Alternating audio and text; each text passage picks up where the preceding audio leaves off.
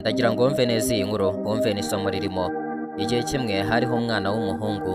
Umwana w'umuhungu yakundaga gushushanya, yabanaga na se, ariko se ntiyanezezwaga n'uko umwana we ashushanya, yumvaga umwana we ari guta umwanya.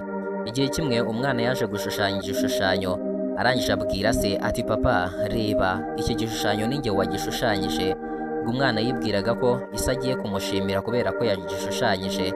Ise arangije afata cya gishushanyo ahita akishugunya muri puberi, ati mwana wanjye reba uba uri guta umwanya wawe w'ubusa, uba ufite gufokasinga ku masomo yawe ukiga cyane ukareba ko hari icyo wazageraho. Mu gihe utize, mu gihe utari kumva ibyo ndi kukubwira mwana wanjye, ndakubwiza ukuri yuko ntacyo uzageraho mu buzima. Umwana yahise azana amarira mu maso, arangije abwira se ati papa ariko no kwiga ndabifatanya kandi bikagenda neza. Ise ahita amubwira arakaye cyane ati sinkeneye kubyumva, sinkeneye bino bishushanyo byawe. Umwana yarababaye cyane ariko akajya ashushanya rwihishwa ise atabizi. Igihe kimwe umwana ari gushushanya mu cyumba, irangi riramucika rimeneka mu cyumba cyose huzura irangi. Ise ahageze abibonye ati mwana wanjye ndakubwira niwumva. Ise ararakara cyane ahita afata umwana amujyana kwa nyogokuru we. Umwana ageze kwa nyogokuru we, nyogokuru we yamwakiriye neza.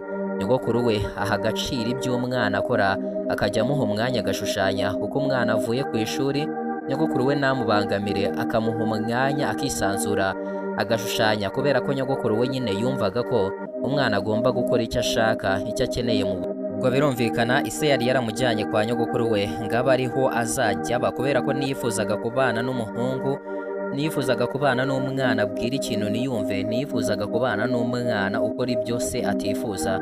Ubwo igihe kimwe ise yagiye mu kabari ari kunywa inzoga n'abandi bagabo. Abandi bagabo baramubaza bati ariko umwana wawe ameze ate? Ise ati njye nta mwana ngira, nta mwana nyigira. Ati nta mwana ukigira? Ati yego nta mwana ngira. Ubwo haciyeho akanya, bakiri mu kabari bari kureba televiziyo, babona umwana uri kwakira ibihembo by'uko yashushanyije igishushanyo cyiza.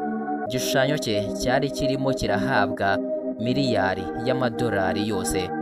Ise ahita avugira hejuru ati uriya niwe mwana wanjye, uriya niwe muhungu wanjye. Abandi bati niwe muhungu wawe se kandi? Ati yego niwe muhungu wanjye.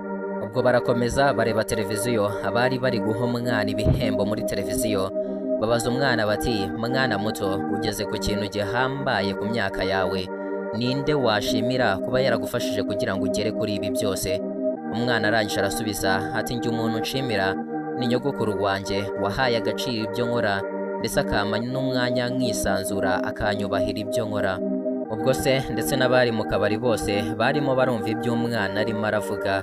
Barangije barahindukira bareba umugabo, barangije baramubwira bati birababaje cyane kuba umwana wawe agiye gushimira nahere kuri wowe nka se, ari we wakabaye uzi imbere ku mwana. Birababaje cyane rwose. Isomo twakura muri iyi nkuru, burya tuba tugomba gushyigikira abantu cyane cyane ku bintu tubona bamaramajemo, cyane ku babyeyi. Hari igihe umubyeyi abona umwana akunze ikintu, umwana yaramaramaje mu kintu, kubera umubyeyi atakishimira cyangwa atakiyumvamo, akumva ko umwana agomba gukora nyine ibyo umubyeyi yumva ashaka. Nyamara rimwe na rimwe hari igihe uba ugomba gushyigikira umwana wawe mu kintu we yiyumvamo. Niba umwana ubona yaramaramaje mu kintu kandi ukaba ubona icyo kintu atari kibi ntacyo gitwaye, mureke ahubwo umushyigikire. Umwana umutere imbaraga, agishyiremo imbaraga, ariko ujye umwibutsa ko n'ibindi adafite kubitakaza, cyane cyane amasomo. Kandi nanone no mu buzima busanzwe, niba umuntu ubona yaramaramaje mu kintu, ntufite kumuca intege, ahubwo ufite kumubwira uti kuraje. Jyewe ndi niyo Daniel, ndabakunda cyane, mwakoze kubana nanjye. Nshimira nawe by'umwihariko wafashe akanya kawe ugakanda handitse subscribe, ni inkunga ikomeye cyane kuri no YouTube channel yacu. Murakoze cyane, mukomeze mugire umunsi mwiza.